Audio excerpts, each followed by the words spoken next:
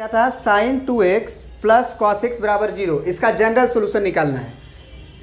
तो general solution निकालने के लिए देखो यहाँ पे आसान है।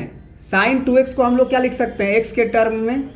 तो साइन 2x का फार्मूला हम लोग पढ़े हुए हैं कि साइन 2x हमारा क्या हो जाता है 2 sin x into cos x. इस फार्मूला का हम लोग यूज करेंगे। तो साइन 2x के जगह पे आप क्या लिख सकते हो 2 sin x into cos x. ये हो जाएगा प्लस का कॉस एक्स इजकल टू 0। अब यहाँ पे कॉस एक्स कॉमन होते हुए दिख रहा है आपको।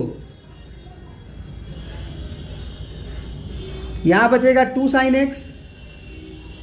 अब प्लस के बाद कॉस एक्स अगर कॉमन है तो वहाँ बचेगा 1।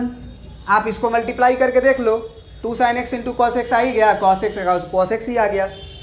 अब दो नंबर का इनटू में है, ये नंबर और ये नंबर, और प्रोडक्ट 0 आ रहा है। तो ये या तो cos x 0 हो जाए, क्योंकि ये 0 हो जाएगा तो भी 0 इंटू 0 कर लेगा, या फिर 2 sin x प्लस 1 0 आ जाए। सही बात है ना। अब cos x बराबर 0 है तो इसको तो डायरेक्ट आप याद किए हुए हो, x बराबर 2n प्लस 1 π/2। ये याद होना चाहिए डायरेक्ट, अगर नहीं याद है तो दिक्कत है। क्या ये बात समझ में आया। अगर लड़का यहाँ पे अगर आंसर को ऐसे लिख दे कि सर 2n माइनस 1 π/2, तो क्या उसका आंसर गलत है। गलत है उसका आंसर, क्योंकि 2n प्लस 1 का मतलब ही होता है ऑड का सिंबल। ये भी ऑड का सिंबल है, तो ये भी आंसर लिखेगा, कोई गलती नहीं कर रहा है वो। लेकिन जनरली हम लोग ये लिखते हैं। अगर ऑप्शन में ऐसा दिया हुआ हो तो हम क्या करेंगे, मैच करा लेंगे, अपने में भी n का वैल्यू डाल के, उसमें भी n का वैल्यू डाल के। जो सेट ये देगा n का वैल्यू 1 2 3 4 5 डालने से, वही वो सेट भी देना चाहिए। हाँ, ये हो सकता है कि n का वैल्यू 1 डालने से जो ये देगा उसमें n का वैल्यू 1 डालने से वो नहीं देगा, लेकिन हो सकता है कि n का वैल्यू 3 डालने से मैच कर जाए। लेकिन जो सेट ये देगा वही सेट वो भी देगा। यहाँ पे क्या करोगे, तो 2 sin x बराबर -1, तो यहाँ से sin x बराबर -1/2। अब -1/2 कितना डिग्री पे होता है जी।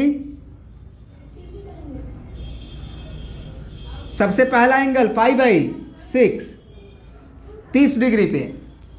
साइन के अंदर तो माइनस भेज सकते हैं ना, कॉस में ना पाई माइनस थीटा लिखने की जरूरत होती है, साइन में तो हम माइनस भेज सकते हैं। क्या ये बात समझ में आया।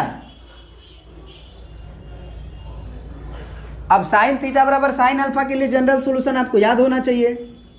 साइन थीटा बराबर साइन अल्फा के लिए क्या होता है, थीटा बराबर n pi plus minus 1 to the power n alpha.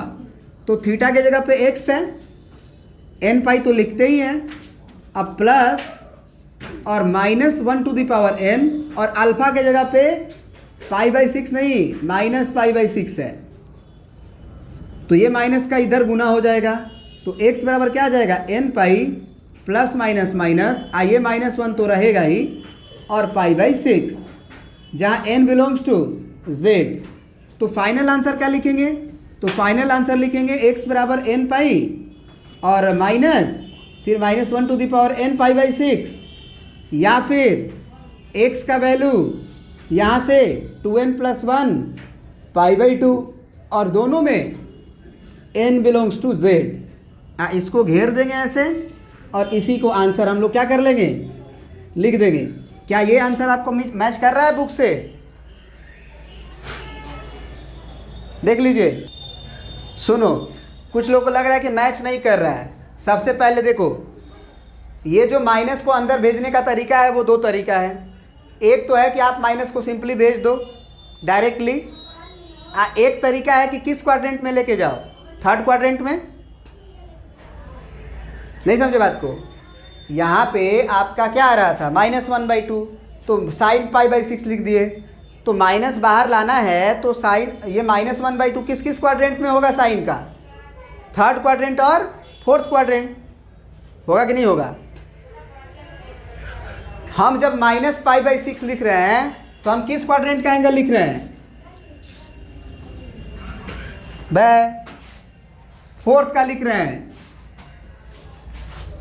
हम फोर्थ का लिख रहे हैं बाबू, क्योंकि माइनस एंगल लगा दिए हैं तो घूमने का तरीका बदल ना गया।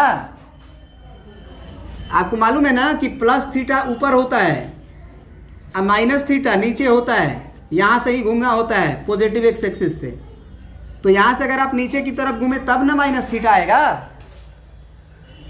तो जब हम -π/6 लिखे हैं तो किस क्वाड्रेंट का एंगल लिखे हैं? फोर्थ का लिख दिए हैं।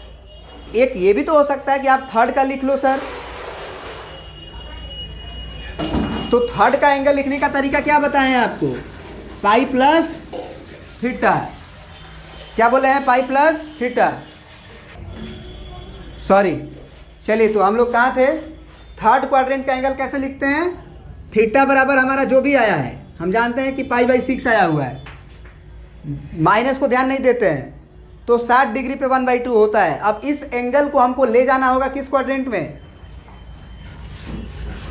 तो थर्ड क्वाड्रेंट में आप क्या लिखोगे भाई? यानी कि साइन एक्स बराबर इस माइनस को लाने के लिए साइन पाई प्लस π/6 लिखिएगा, ताकि sine pi plus theta minus sine theta आएगा कि नहीं जी? साइन पाई प्लस π/6 का वैल्यू अगर हम बोले तो क्या आएगा? माइनस साइन π/6 आएगा ना, क्योंकि साइन पाई ये है, आप प्लस थीटा गए तो थर्ड क्वाड्रेंट में गए, तो sine pi plus theta minus sine theta, ये पढ़े हुए हैं। अब जरा बताओ ये कितना आएगा? एलसीएम ले लो, 6 और 1 7π/6। क्या ये बात समझ में आया? अब साइन थीटा बराबर साइन अल्फा लगाओगे अब, तो x बराबर n π प्लस -1n और अल्फा की जगह पे 7π/6। अब मैच कर गया। तो हम क्या बोले? आंसर देखने में मात्र अलग लग सकता है, आंसर वही होता है। आप विश्वास नहीं है तो n का वैल्यू 1 2 3 डाल के इसका सेट निकालो और n का वैल्यू इसमें डाल के वही सेट निकालो, दोनों सेट से सेम ही आंसर आएगा। निकाल के दिखा दें? चलो निकाल देते हैं, 2 मिनट लगेगा, ज़्यादा नहीं लगेगा। हम क्या बोले हैं कि हमारा आंसर क्या आया हुआ है? ये ऊपर वाला 1 पाई -1 टू द पावर n π/6। चलिए सबसे पहले हम क्या करते हैं कि हमारा ये जो आंसर आया हुआ है इसमें, इस सेट में हम क्या डाल रहे हैं? n का वैल्यू 1 डाल रहे हैं, या पहले 0 डाल लो, n का वैल्यू 0 डाल लो। तो n का वैल्यू 0 डालोगे तो x क्या आएगा? ये तो 0 हो गया, -1 का पावर 0 1 हो गया, यानी कि 7π/6 होगा। -1 का पावर 0 0 नहीं होता है, -1 का पावर 0 1 हो जाता है, तो ये 1 × 7π/6, ठीक है। अब मान लो n का वैल्यू कोई 1 डाल दिया, तो अगर n का वैल्यू 1 डालोगे तो ये कितना आएगा? पाई, और ये 1 डालोगे तो माइनस आएगा ना, -1 का पावर 1 -1 आएगा, तो -1 × 7π/6। तो ये एलसीएम लो तो 6 पाई एक साथ पाई माइनस में, तो ये कितना आ गया जी?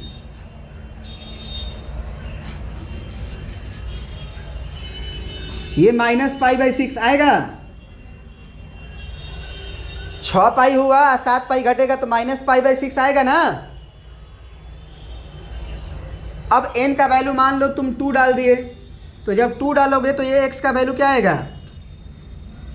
2 पाई, और यहाँ 2 डालोगे तो ये माइनस हो जाएगा प्लस, और यहाँ 7π/6, तो ये 6 दूना के 12, और 12 और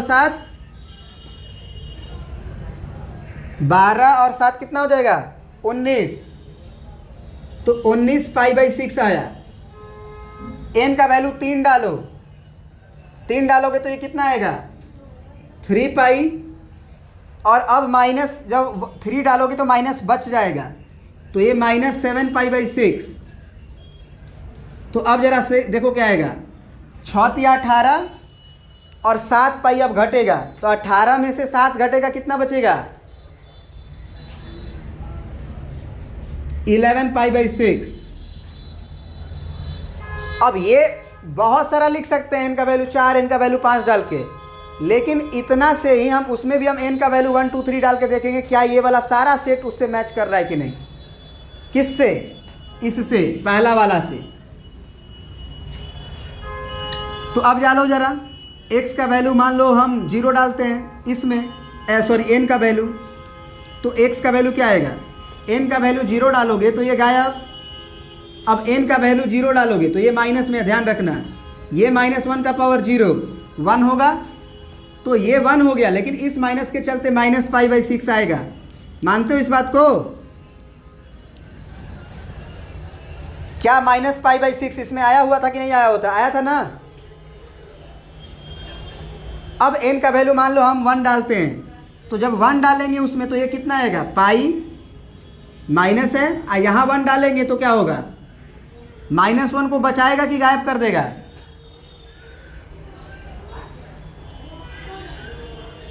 अगर तुम n का वैल्यू 1 डाल रहे हो तो -1 का पावर 1, -1 आएगा कि नहीं आएगा?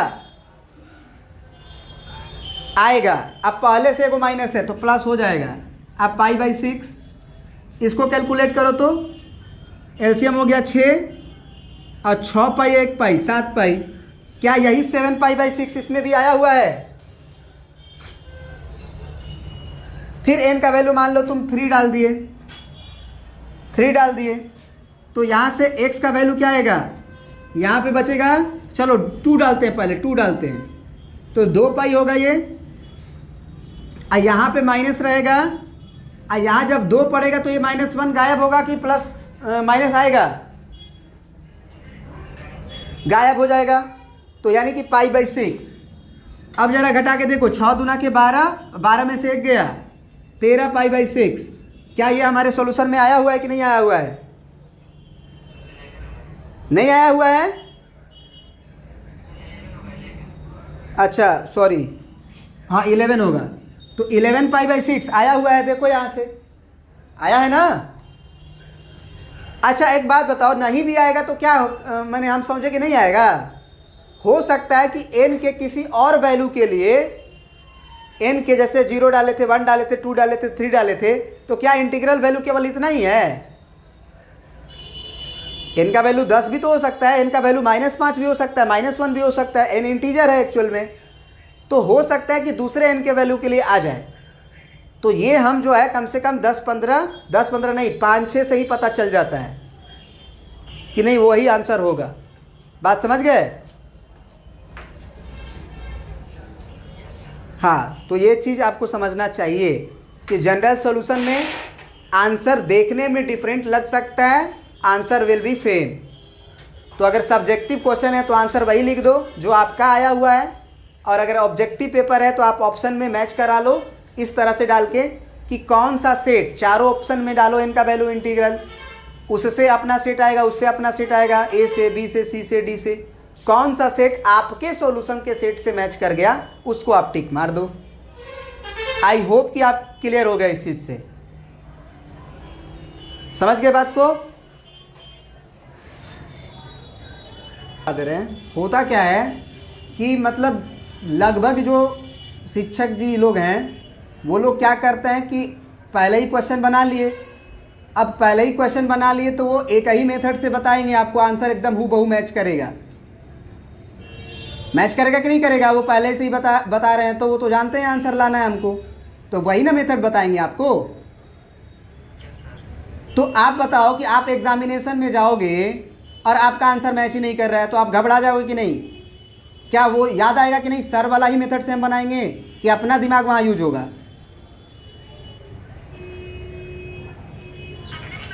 तो जब अपना दिमाग यूज करोगे तो आप आंसर को लिखने सीखो कि answer will be different, answer अलग हो सकता है, लेकिन आंसर अलग नहीं था, आंसर बस देखने में अलग था, आंसर आया हुआ था। तो इस बात को अपने दिमाग में बिठा के रख लेना जनरल सॉल्यूशन के लिए, ठीक है ना? Thank you.